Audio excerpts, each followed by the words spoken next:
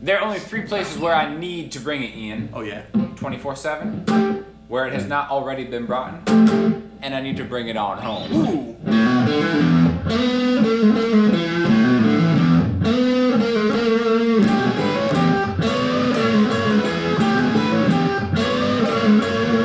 Oh, is that so tasty? Woo! Nasty. So nasty. What happened there? Tell me. We need to deconstruct this. Okay, well, we previously did a video on basic harmonization using intervals. Which I'll link you to if you haven't seen that. Yeah. It's just about taking a note, adding a buddy note, and walking down the path together. And off you go, off you go. Now, this one's a little bit different, Sean. Now, I will tell you, I think that when you hear the song for the first time, you just think of that harmony as awesome. But then when you go to learn it as a guitar player, and it's not where you think it is, right? And you're going like, where's that harmony? And figure it out. Oh, it sounds awesome, like everything Led Zeppelin does. Yeah. The song's called Bring It On Home, by the way. Bring It On Home, if you haven't got it from that. Yeah. And when I went to go learn this, I was so perplexed by how cool it was, how it wasn't in the place I thought it would be. And it turns out we have a different type of harmonization here. Sure. We're coming off like the main chord, which in this whole entire part is really an E or an E7, how you think about It's it. almost kind of like a mysterious chord tone thing wrapped in just rock history. Yeah, and this is Jimmy Page's like forte. You know, as you probably know from watching my channel or Sean's channel, you know, the sound of the blues is when we put these minor pentatonics or minor riffs on top of dominant chords, and this is no exception here. Here we have something that's rooted in the E7 chord. And the riff that Sean played, which is the basic riff, is coming off this minor pentatonic. We all know the shape. You know, boom. And then we come, instead of going to the open B here, we slide. And then 2, 1. And I have a video about, was it deconstructing some Led Zeppelin riffs, or the major third. That note right there is not in the pentatonic. And we know that. It's in the chord. That's what kind of makes it an interesting riff. If maybe you're first learning, like I remember when I first learned it, I was like, this is pretty close to that minor pentatonic shape. Yes. But with one extra note. Extra note. And you go, what is that? Until you realize like it's based on the chord. And that right there is the glue. Honestly, it's the glue of the harmony. Sure. All right, so when you look at this harmony line here, I'll play it slowly for you. We start with the 12th fret of the G, and we have 12, hammer on 13. And then you go to the B string, hammer from 12 to 14. Back to 13. So you have... And then we're going to bend up. So let's just talk about the first part. So you play your riff, the Bowden did it. 1, 2, ready, go. Okay, start 1, 2, ready, go. Right, we should play it slow. I'm not sure where you're going with that, but right, yeah, so, there it is. So his line that he's playing, that Sean's playing, is really not what we're basing the harmony off of. Because if you talk about it, it's A, B, D, E, E. Right, and oh, go ahead. But the interesting thing about it is like, okay, you start with an A.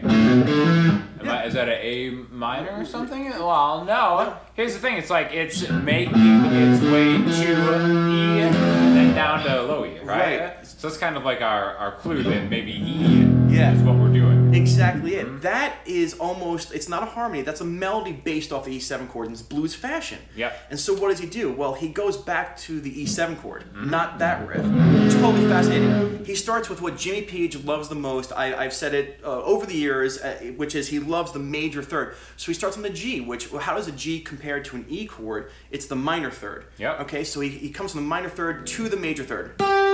That's his favorite thing right there. And then he goes to a B. Well, how does the B relate to an E chord? It's the fifth. All right, so now we're starting to go, whoa, we're sliding into a major third. Yep. We're going to a 5. And not for nothing, it is this very next note to me that makes the riff so special. Of course. And you're like, right there. Yes. That's not a unison harmony, regular harmony type thing. No. That is a 6th. Yeah. Okay, and now the reason the note sticks out so much is because it's a 6th. And how often do you hear harmonies that have 6th in it in the blues? Well, we do use a 6th sometime in the blues. Sure, but not enough. Not enough. Not enough. The thing is that 6 really pops out. And so this whole riff, we're looking at major thirds, 5, 6, and back to the major third. So Sean, I'm going to play that again, and you'll hear the harmony. 1, 2, ready, go. And now, so the first half of the riff, we can say, well, it comes from, we can say the E chord, he likes to put the 6th in it, but everything else comes from the chord itself. Yeah. The very next part takes that 6, and the key that really sealed it for me is the bend, the half-step bend, up to the flat 7, to the D. And it's like, well, how does a flat 7, well, how does a D, you know, compare to the E chord? It is the flat 7. And you're like, oh, and everything else that follows, flat 7, back to the 6, 5, 6, 5, major 3rd. And what are you playing on that part? Not that. Not that, folks.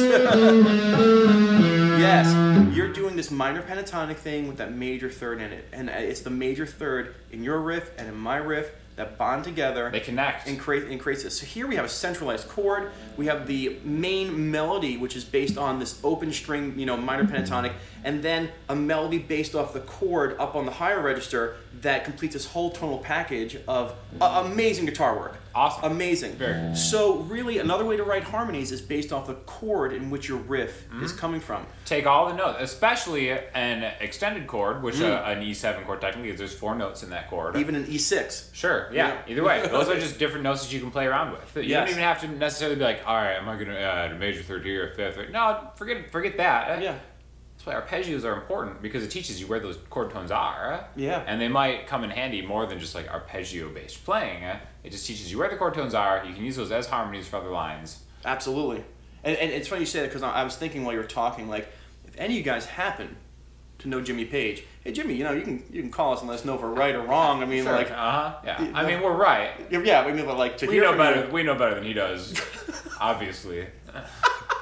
What I'm trying to say is, we'd like to have you on the channel, you know, talk about your stuff. Special guest. Special guest, you know, if you want to. But, I'd like to have you on a Boss Bakes, Jimmy. Oh my God, what do you think he'll cook? Something dark. Awesome. Something pretty dark. Well, I'm looking forward to the episode, Sean. Yeah, for sure. I hope you enjoyed this one. Bring it on home. Peace.